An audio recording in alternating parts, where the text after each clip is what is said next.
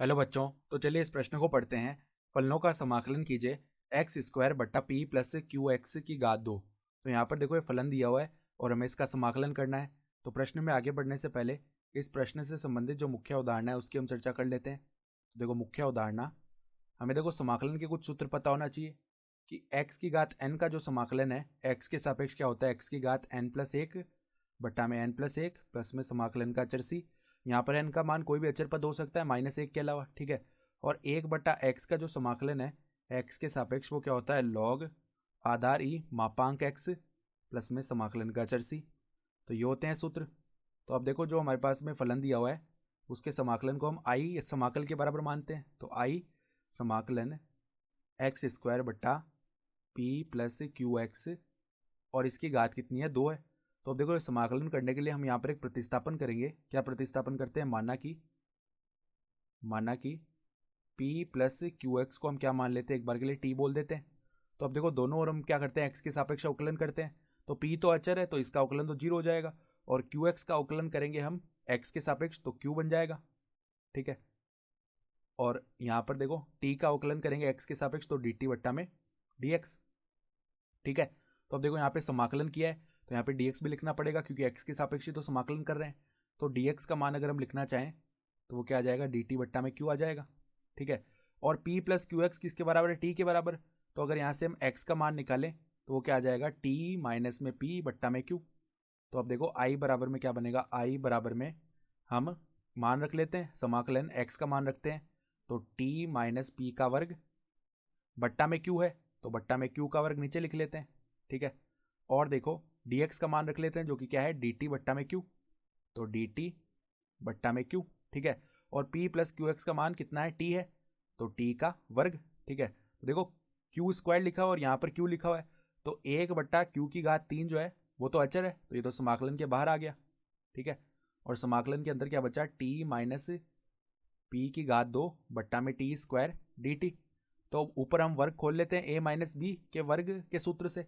यहाँ पर देखो एक बट्टा क्यू की घात तीन और ये क्या बनेगा हमारे पास में, टी स्क्वायर प्लस में पी स्क्वायर माइनस में टू पी टी बट्टा में टी स्क्वायर और इसका समाकलन होगा टी के सापेक्ष, ठीक है। तो अब देखो एक एक पद को हम समाकलन में योग के रूप में व्यक्त करते हैं। तो देखो क्या आ जाएगा, आई बराबर में एक बट्टा क्यू की घात तीन तो बाहर है और यहाँ पर क्या बनेगा, पहले आ जाएगा टी स्क्वायर बट्टा में टी स्क्वायर अर्थात केवल डी टी बच जाएगा समाकलन में तो समाकलन डी टी, ठीक है। फिर देखो प्लस में एक बट्टा क्यू की घात तीन समाकलन में क्या बनेगा, अब देखो पी स्क्वायर बट्टा टी स्क्वायर अर्थात टी की घात माइनस दो ऊपर ले सकते हैं तो टी की घात माइनस दो और पी स्क्वायर डी टी ये बन गया। और प्लस में देखो एक बट्टा क्यू की घात तीन और यहाँ पर क्या बन जाएगा, देखो प्लस नहीं है माइनस है तो माइनस में क्योंकि माइनस आएगा यहाँ पर माइनस का दो पी टी है तो देखो एक टी से एक टी भाग हो जाएगा तो माइनस दो पी बट्टा टी बचेगा, ठीक है। तो माइनस तो बाहर लगा लिया तो दो पी बट्टा में टी और ये डी टी, ठीक है। तो अब देखो यहाँ पर ये तो जो डी टी है उसका समाकलन टी हो जाएगा तो टी बट्टा में क्यू की घात तीन, ठीक है। फिर देखो प्लस में एक बट्टा क्यू की घात तीन और यहाँ पर समाकलन का सूत्र लग जाएगा एक्स की घात एन वाला तो टी की घात माइनस दो प्लस एक बट्टा में माइनस दो प्लस एक अर्थात टी की घात माइनस एक बट्टा में माइनस एक बनेगा, ठीक है। और यहाँ पर पी स्क्वायर जो है वो तो अचर है तो समाकलन के बाहर आ गया ये तो, ठीक है। तो ये हो गया इसका।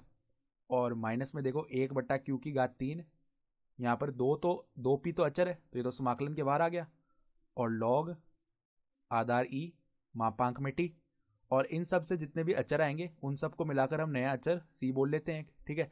तो अब देखो इनमें से क्या होगा, हम यहाँ पर एक बट्टा क्यू की घात तीन इसको तो बाहर निकाल सकते हैं तो क्या बचा देखो टी और यहाँ पर माइनस एक बट्टा टी बनेगा ब्रैकेट के अंदर तो माइनस का पी स्क्वायर बट्टा में टी हो जाएगा ये, ठीक है।